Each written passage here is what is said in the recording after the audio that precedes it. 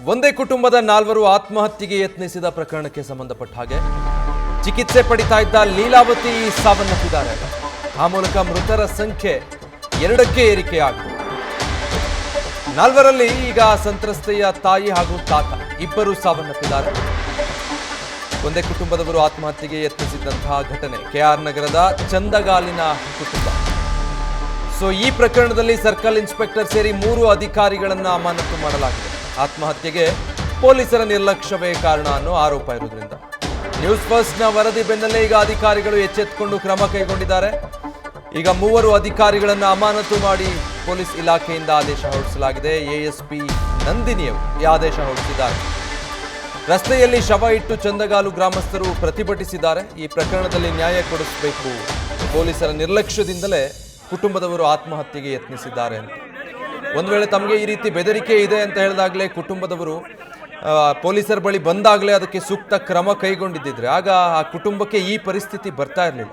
But ಪೊಲೀಸರು ಅದನ್ನ ಗಂಭೀರವಾಗಿ ಪರಿಗಣಿಸಲೇ ಇಲ್ಲ, ನಿರ್ಲಕ್ಷ್ಯ ತೋರಿದ್ರು. ದಾರಿ ತೋರದೆ ಈ ಕುಟುಂಬದವರು ಈ ರೀತಿ ಆತ್ಮಹತ್ಯೆಗೆ ಪ್ರಯತ್ನ ಪಟ್ಟಿರ್ತಾರೆ. ಚಿಕಿತ್ಸೆಗೆ ಒಳಪಡಿಸಲಾಗಿರುತ್ತೆ. ಆದರೆ ಆ ಪೈಕಿ ಈಗಾಗಲೇ ಇಬ್ಬರು ಮೃತಪಟ್ಟಿರುವಂಥ ಮಾಹಿತಿ ಗೊತ್ತಾಗ್ತಾ ಇದೆ. ಇದು ಗ್ರಾಮಸ್ಥರ ಆಕ್ರೋಶಕ್ಕೆ ಕಾರಣ ಆಗಿರೋದ್ರಿಂದ ಮೃತದೇಹವನ್ನು ರಸ್ತೆಯಲ್ಲಿಟ್ಟು ಪೊಲೀಸ್ ಅಧಿಕಾರಿಗಳ ವಿರುದ್ಧ ಯಾರು ನಿರ್ಲಕ್ಷ್ಯ ತೋರಿದ್ರಲ್ಲ ಅಂಥವರ ವಿರುದ್ಧ ಗ್ರಾಮಸ್ಥರು ಪ್ರತಿಭಟನೆ ಮಾಡಿ ಅವರ ಆಕ್ರೋಶ ಹೊರಹಾಕಿದ್ದಾರೆ.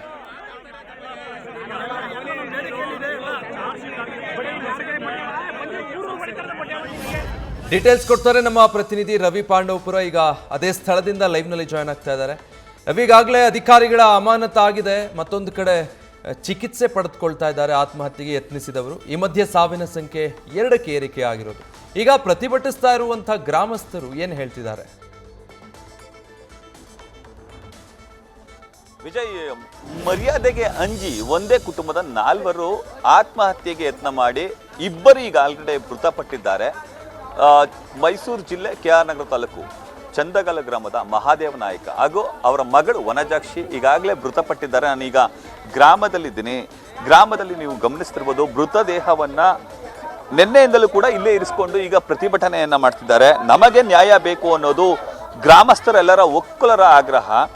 ಇದರ ಜೊತೆಗೆ ಈಗಷ್ಟೇ ಆ ಸಂತ್ರಸ್ತೆ ಮಹಿಳೆಯ ಮಗಳು ಬರೆದಿರುವಂತಹ ಒಂದು ಡೆತ್ ನೋಟ್ ಕೂಡ ನ್ಯೂಸ್ ಫಸ್ಟ್ಗೆ ಲಭ್ಯ ಆಗಿದೆ. ನೀವು ನ್ಯೂಸ್ ಫಸ್ಟ್ನ ಈ ಒಂದು ಕ್ಯಾಮ್ರಾದಲ್ಲಿ ಆ ಒಂದು ಡೆತ್ ನೋಟನ್ನು ಕೂಡ ಗಮನಿಸ್ತಿರ್ಬೋದು.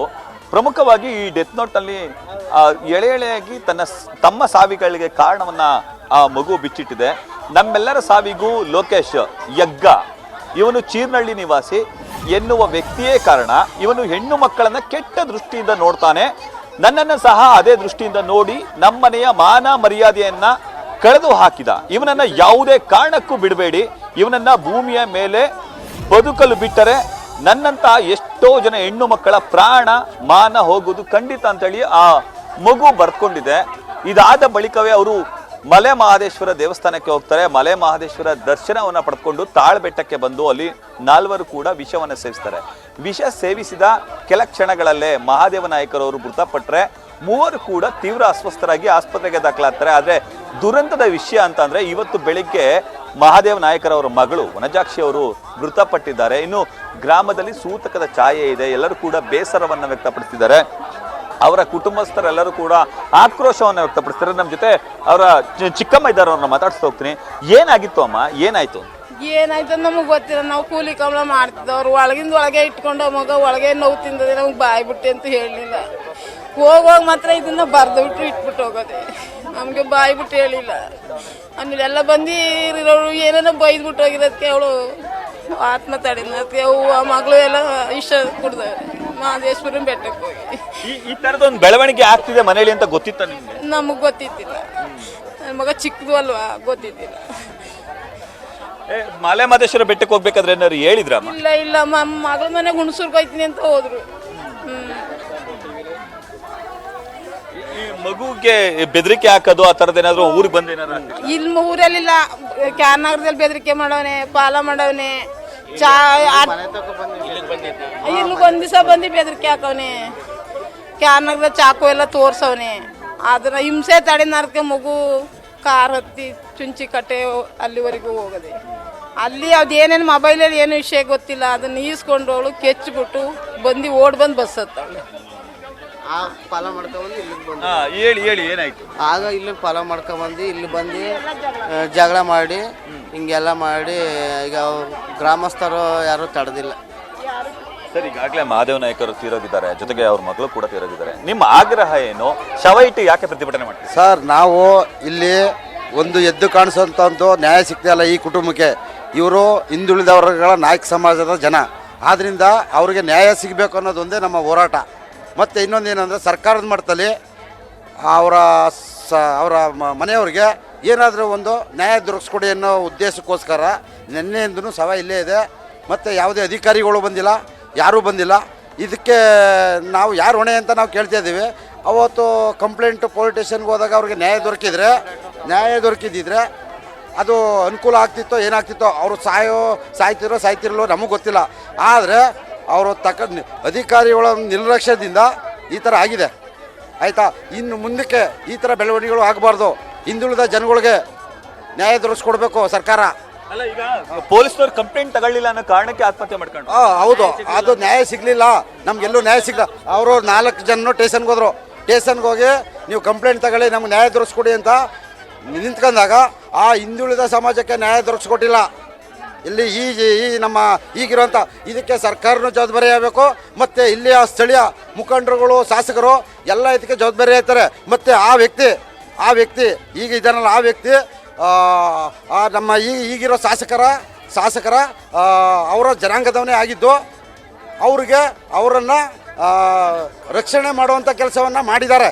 ಅದರಿಂದ ಇವ್ರಿಗೆ ನ್ಯಾಯ ದೊರಕಿಸ್ಕೊಡ್ಬೇಕು, ಸರ್ಕಾರದಿಂದ ನ್ಯಾಯ ದೊರಕಿಸ್ಕೊಡ್ಬೇಕು. ಅಲ್ಲ, ಈಗ ನಿಮ್ಮ ಆಗ್ರಹ ಏನು ಮಾಡ್ತೀರಿ ಸರ್? ಈಗ ಏನಂತ ನೀವು ಸರ್, ಕುಟುಂಬಕ್ಕೆ ಈಗ 2 ಮಕ್ಕಳವೆ. ಈಗ ಯಾರು ರಿಷಿತಾ ಮತ್ತು ಅವನ ತಮ್ಮ ವಿನು, ಅವರ ಮುಂದೆ ಯೋಚನೆ ಅವ್ರಿಗೆ ಸರ್ಕಾರದಿಂದ ಅವ್ರಿಗೆ ಏನಾರ ಎಲ್ಪ್ ಆಗಬೇಕು. ಆ ಥರ ಒಂದು ಏನಾರ ಸರ್ಕಾರದಿಂದ ಇದು ಮಾಡಬೇಕು, ಈಗ ಕಾಪಾಡಬೇಕು ಅಷ್ಟೇ. ತಮ್ಗಾಗ ನೋವೇನಾದರೂ ಹೇಳ್ಕೊಳ್ತಿದ್ರಮ್ಮ ಅವ್ರೇನಾದ್ರು? ನಮ್ಮ ಮಗಳು ಏನು ಅಂದರೆ ಏನೂ ಗೊತ್ತಿಲ್ಲ ಅದಕ್ಕೆ. ನಮ್ಮ ತಂಗಿ ಕೂಲಿ ಮಾಡ್ಕೊಂಡು ಮಕ್ಕಳು ಸಾಕಿರಿ ಸರ್. ಅವ್ರ ಅಪ್ಪ ಸಾಯುವಾಗ 9 ತಿಂಗಳು ಮಗು ಅದು. ಅಂಥದ್ದನ್ನ ಇಷ್ಟು ದೊಡ್ಡವಳು ಮಾಡೋಳು, ಅಂಥದ್ರಲ್ಲಿ ಈಗಲೂ ಅವ್ರಿಗೆ ಬದುಕ ಕೊಡಲಿಲ್ಲ ಸರ್ ಜನಗಳು. ಅಳ್ಳಾರ್ದೇ ಅವಳು ಮೊಬೈಲಲ್ಲೆಲ್ಲ ಇದು ಮಾಡಿಕೊಂಡೆ ಆ ಥರ ಮಾಡಿ ಆ ಹುಡುಗಿನ ಮಾಡಿರೋದು ಸರ್. ಹಂಗೆ ಮನೆಯಲ್ಲಿ ಯಾವತ್ತಾದ್ರೂ ಅಮ್ಮ ನಿಮ್ಮ ಹತ್ರ ಕಷ್ಟ ಸುಖಗಳನ್ನ ಹೇಳ್ಕೊಳ್ತಿದ್ರ?